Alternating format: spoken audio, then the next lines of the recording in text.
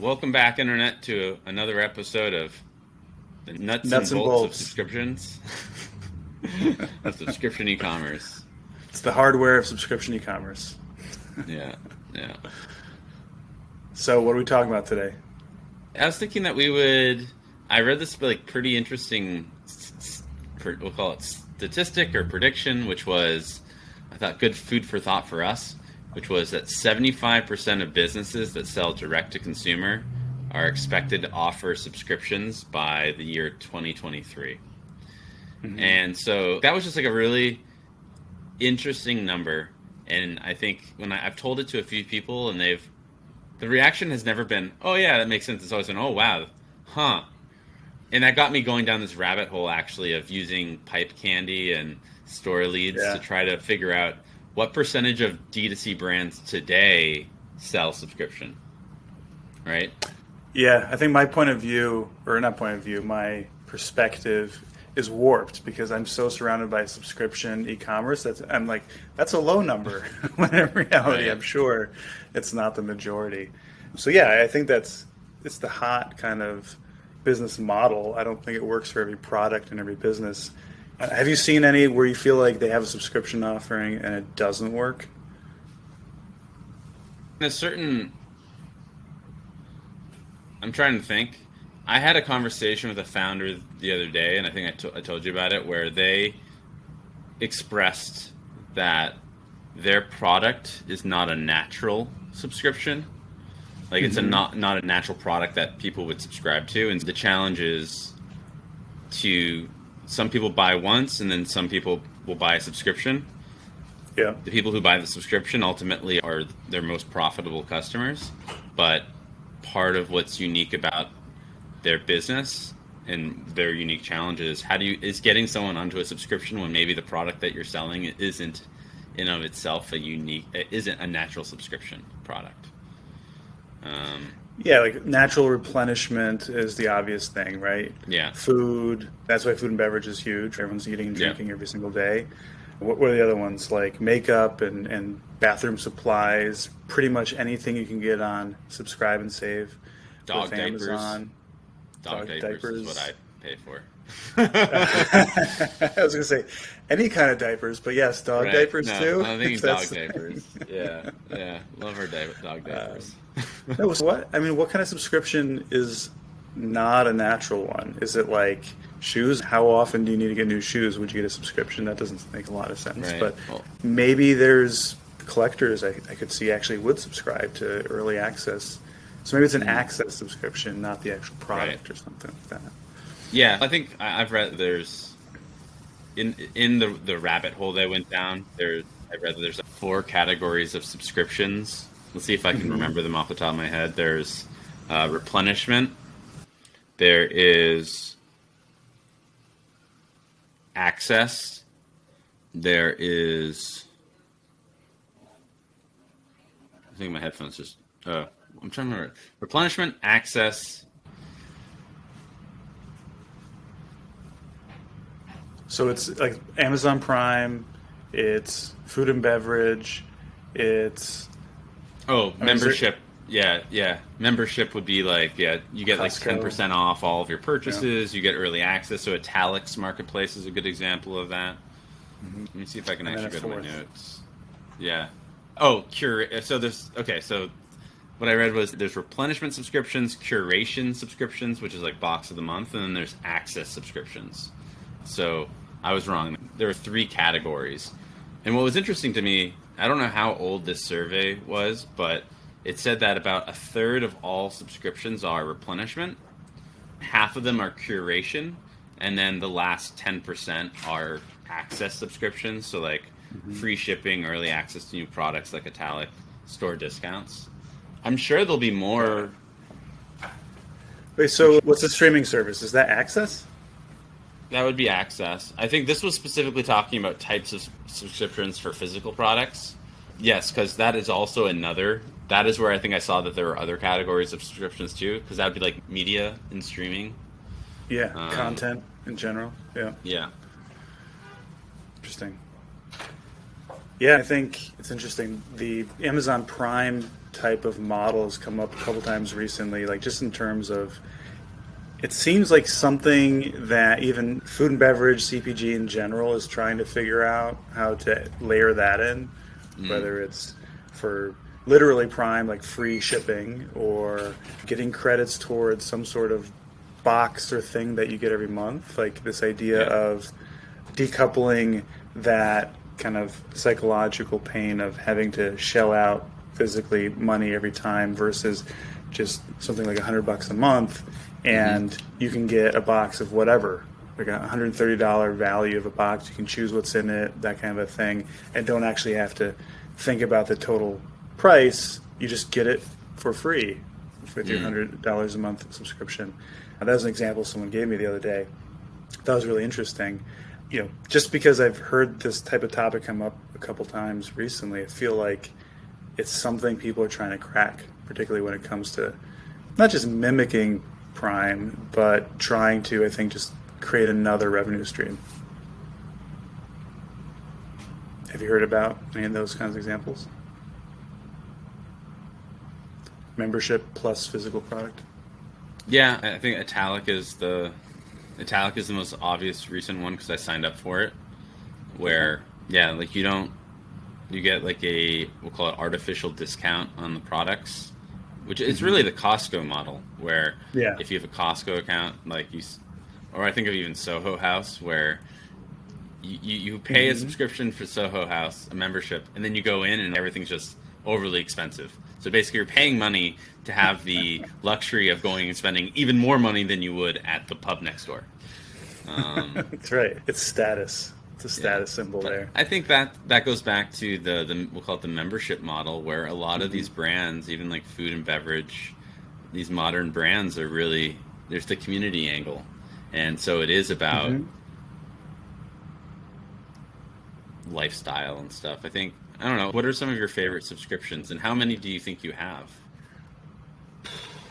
I was thinking about this the other day because it's like sometimes you get fatigue in terms of just like, why is my credit card bill $1,000 a month and I don't think I bought anything this month? It's like, where's that $1,000 going? Healthcare. It's going to healthcare. Well, so that's the thing. Like they're like, living life is a subscription, like insurance, right? You have to pay for your car insurance, your renter's insurance. We're going to get a dog this month, and we're going to get health insurance for the dog, and it's all these services that you pay for convenience, just in case something happens. Because when something does happen, obviously, it's much more expensive. But then it's the things we entertain ourselves with, obviously streaming, food. You can't easily cut out all subscriptions without not fitting into society. It's funny. I don't know if I told you this. I have a food subscription now where I get 2 meals a day delivered. I don't do anything. They pick it for me. Beck now also, she's on the same thing. She signed up. Really? Yeah, we thought that having our meals together. Also, at the same time? Yeah. So they're being delivered. That's awesome. They show up. It has this kind of cool thing that if you're traveling, you just tell them where you are and they'll find a local restaurant to deliver it. So a big part of this is it's supposed to be, it's pretty geeky where it's macro based. So the idea is I'm trying to get into shape. I'm getting married in September. So part of my goal is to lose about like 20 pounds while also like getting stronger. And I just don't want to think about what the foods are. I've counted macros, I've tracked macros, but basically it's, especially when you're ordering from restaurants, what these guys do is they have an app. I weigh myself.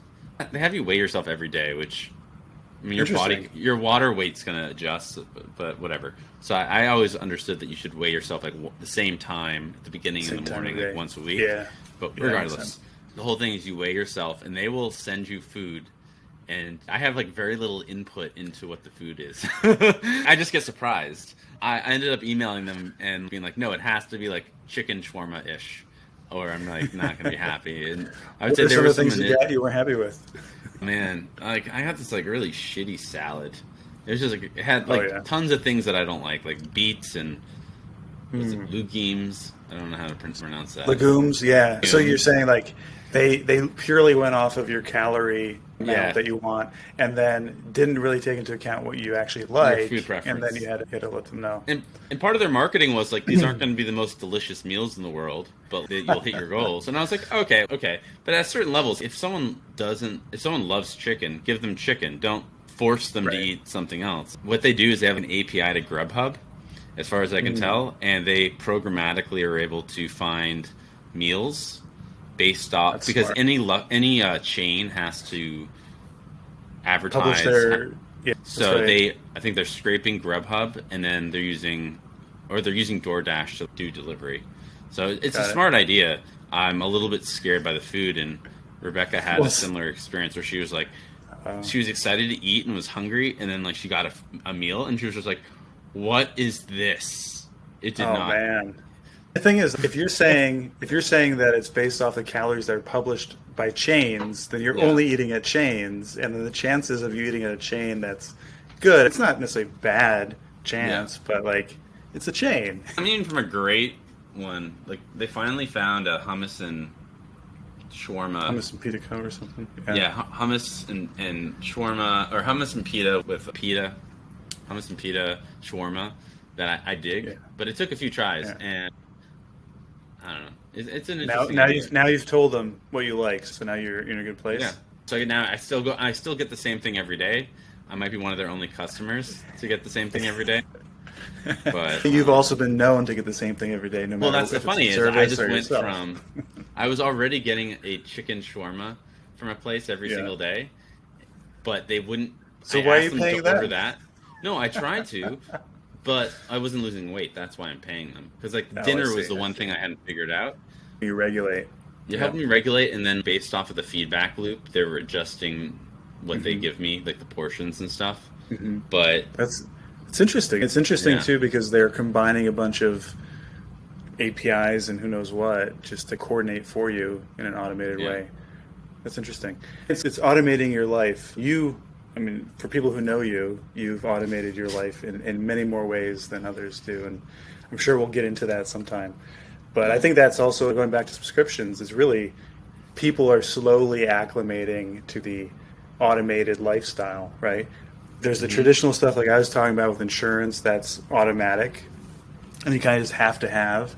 And now people are doing it to maintain lifestyle, like you said. Obviously, food and Yeah. beverage, huge during the pandemic. Groceries, huge. I think when you're talking about, was it 75% of D2C Yeah. brands will have subscriptions? Thinking about it that in the way, it's not next 2 years, surprising. within the next 2 years, yeah. It's not surprising. It's just how many different things show up on your credit card, and you keep track of what you really want. So going back to that too, I don't know. I probably have 20 subscriptions. Maybe that's low. I don't know. Does that What do you include, have? does How that many include have? digital subscriptions, or are you just talking purely physical products? Oh no, digital. Yeah, all of it. Okay. I don't do too many physical that I can think of. Again, I'm just so used to it. I didn't really think about things as subscriptions all the time. Streaming is actually the obvious one for me. How about you? How many do you have? As I said, the dog diapers. There's also like the little poo bags for the dog. Food for the dog. I have my own meal subscription. Yeah. Do you do I have a lot. supplements or anything like that? No. My wife has Birchbox. I know that's Mm. one that we get regularly. So Prime. that's the curation one. Yeah, like Prime is the one that we have in terms of membership, but we don't really do subscribe and save there. Streaming on everything else, yeah. I guess not too many physical products, honestly. Yeah, I'm trying to think of like I at one point I paid for a subscription for my dog, my parents' dog when he was getting older. It was in part though because I'm just like a subscription nerd, so I wanted to see how BarkBox dealt with their entire like life cycle. So I did it Yeah. really to do like I had my mom record the unboxing of Spooner's toys and food so that I could see what the experience was like. I mean, have you done that though? I'm curious how much of the market's driven by people in e-commerce or subscriptions just buying crap because they want to like To test it spy out. on other brands to get inspiration and see how the experience is. I haven't done too much spying per se, but here and there I get caught up in trying new gadgets and stuff like that. And Yeah. you can tell that Apple has influenced the unboxing experience when it Yeah. comes to like electronics in particular. But we'll have a pet by the end of this month, and I'm sure we'll have BarkBox. I'll probably try a bunch of other things. I guess I did try like Magic Spoon and Cereal School, maybe a couple others. The design aesthetic these days is actually pretty nice. It's not even the unboxing itself; it's just like the packaging in general. I think has really been elevated, particularly with direct to consumer brands in the last several years. I always think of Casper as an early direct to consumer, particularly in the mattress industry. Obviously, that was very game changing. Yeah. But and Warby Parker's branding. the first that I think of. But none of that was subscription. Right. I'm sure they've done some subscription stuff, maybe around eye exams, maybe. Yeah, I don't know. But Casper, I know they started getting into like supplements to help you fall asleep. So they did go deeper into the subscription angle. Like essences and stuff? Smells? I don't remember. It was some sort of liquid. But interesting. No, I think there's oils. Yeah. I do think one thing that's interesting that might be worth us talking about is the subscription experience of products using Shopify. Because one of the things I do look at, like when I was using BarkBox, I noticed that they're not on Shopify. They use their own, I believe it's custom built platform. I think so. Yeah. And you're starting to see, it's interesting to think around how many of the subscription experiences will feel defined by the platform that the brand is on. Because everyone knows when they get, or there was a period when you would get text messages and you were getting text messages from multiple brands from the same long code. Right, and yes. I think I've had that too. That's very confusing. I don't know if that was Attentive or whomever. And you do start experiencing, if you're a consumer and you buy from enough stuff, you start to almost be able to predict what or anticipate what platform or what experience am I going to get based off of how the brand sells. And I'm just curious to think of who's doing it really well. Are there any brands you can think of that you're like, that's just a kick-ass experience, everything from the customer experience of emailing ahead of a subscription renewal to receiving the product? Yeah, it's a good question. I liked Magic Spoon. I think they're one of the ones I've kept the SMS messages going. One that's not subscription that I've also liked was Brooklinen. We purchased some things from them recently. But I think Magic Spoon is on Shopify, and I think going back to your question about noticing the platform, I think it is very cookie cutter when it comes to some of these things. Like Magic Spoon, for instance, when they were first offering their subscriptions, you had to get a 4-pack of individual flavors. I'd never had it, and I was supposed to buy 4 peanut butter or fruity flavors. Like, I want one, or give me a variety, or let me choose a variety. And it took forever for them to release that. So the question is, right, is it the platform that's limiting them to that, or have they found that that's the most effective way to sell? And I would err on the former, the limitations, and just obviously from my own experience with those platforms. But at some point, I do wonder, are these experiences actually going to be optimized for the best, most effective way of selling a subscription? Or are we always going to have weird user experiences because the platforms just aren't flexible enough? I don't know. But with Magic Spoon, I like the cereal. I didn't really like the options initially. Huh. Well, that's interesting. I'm trying to remember. You just got me thinking around the sampling thing is interesting because I think I early on started subscribing to Verb, which was like coffee bars. Oh, yeah. And I remember when they came out with a new flavor, I believe they know what they did? I believe my initial order, what they did for, let's call it for a discounted rate of $5 or something. Like for $5, they would send you like one sample of 6 different flavors. And you could then choose which one you wanted to buy. And I believe that what was funny though is there was one time where they released a new flavor that they recommended to me over SMS. And they're like, "Do you want to buy it?" And I was like, "Yeah, sure." I got it. It was horrible. It was Oh, disgusting. really? And I Really? texted them and I was like, "Hey, I appreciated the recommendation. Like, I'm not going to eat these." And they didn't just send me one. There was no option just to get one or two. But I was like, "Can I get like a refund? Like, you recommended this. It's not right for me. Maybe it's good for some people, but the recommendation engine failed for me." And that's where it gets That tough too, sucks. because they're paying for shipping. But yeah, they wouldn't give me a refund. What they gave me was like, I think, a 25% discount on my next purchase. Mm. So even And were you still, it gonna was buy like from they'll them get you again? to buy again. They'll still get you to buy more, which I can't.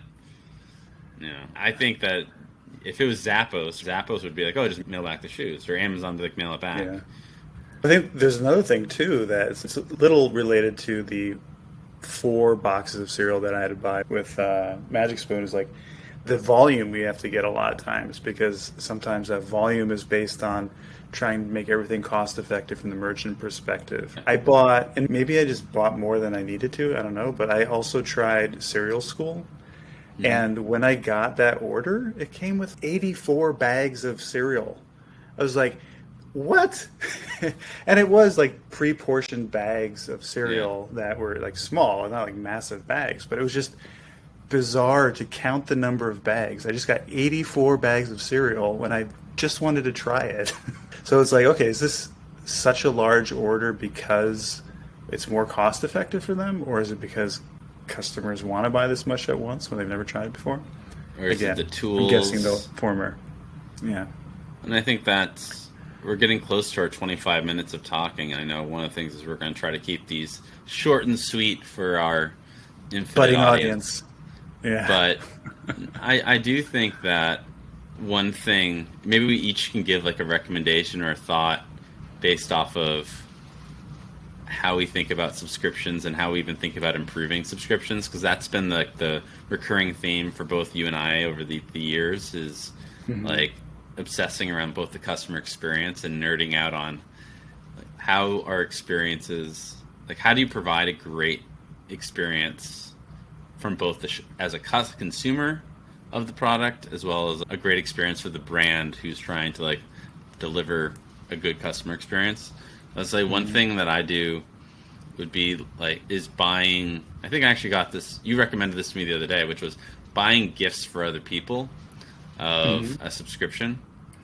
Unfortunately, that does not work if you're trying to experience the subscription experience itself for yourself. But it is a fun thing to buy someone a subscription for something. So let me Yeah. amend that. It's buying a subscription for yourself so you can experience the what are the text messages? What are the emails like? What's the unboxing like?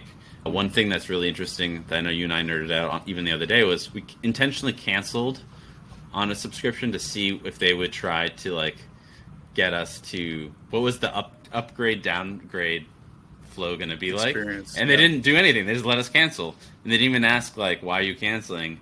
And then there was another brand that we did it with where we said we just didn't want this much product, and so they're like, hey, we have a smaller amount that you can downgrade to. And then you and I went through every scenario, clicking different ones of what would it offer me there, and one of them was like $5 off because it was too expensive. The product was too expensive. So, I think as a brand and as someone even building tools, like it's so important to experience it on the consumer side. I don't know. That's my tip. Sign up for stuff. Maybe you can write, and I assume you can still write it off as a business expense. Exactly. R and Yeah, D. yeah. I mean, I'll piggyback on your first example, the gifting. I'll be more specific though. I bought a subscription for my niece and nephew because I don't get to see them often enough, and so I wanted to surprise them. I don't know if it was even for Christmas or something. It might have just been for fun. It was a box of adventures for kids learning something about science or nature, and they got that on a monthly basis. And in that case, myself being the consumer, because I bought it, I was being upsold on additional gifts and toys and things to put in. And every time I was like, yes, because I just wanted to spoil the kids Huh. with additional surprises. So that was a lot of fun, and it was a prepaid 6 or 12 month subscription, and they would call and do FaceTime or something like that and show us their new experiment. Like one of them was this volcano that exploded, and they were all excited about that. So it was really fun to see that they actually enjoyed it. And I, being, again, the person who purchased it, had the opportunity to spoil them even more with some of the add-ons and so on each month right before the renewal, the notifications went out. So yeah, I enjoyed that. And then from the other perspective of how to leverage platforms or what merchants should look at, I think you just discussed kind of the touch points where you can figure out why they are canceling, pausing, whatever it is. Like platforms can definitely be much smarter there, or merchants for that matter, in terms of gathering as much information as you can. I completely just ripped off your two examples, and I'm trying to remember what I was going to say about the merchant one. Yeah, I don't remember. Sorry. I got so consumed thinking about my niece and nephew that I just totally blanked on the rest of it. But I'll have it next time. Awesome. Awesome. Yeah, maybe we can come up with a shtick for the end of all of our episodes of here's the takeaway, here's the thing to do. Yeah, I think that's a good idea. Or at least a theme song, some sort of womp, womp, womp. Womp. Cool. Awesome. Until next time, and if you guys have any topics that you'd like for us to talk about, or even if you want to disagree with us, you can tweet at us. We'll put our Twitter handles in the show notes. And yeah, no, this is, I think, a lot of fun. Joel and I enjoy nerding out on this stuff. And keep nerding out as long as you guys are listening. And maybe if you aren't either. Yeah. We would send a time capsule and give it to our kids someday. And, exactly. Yeah. All right.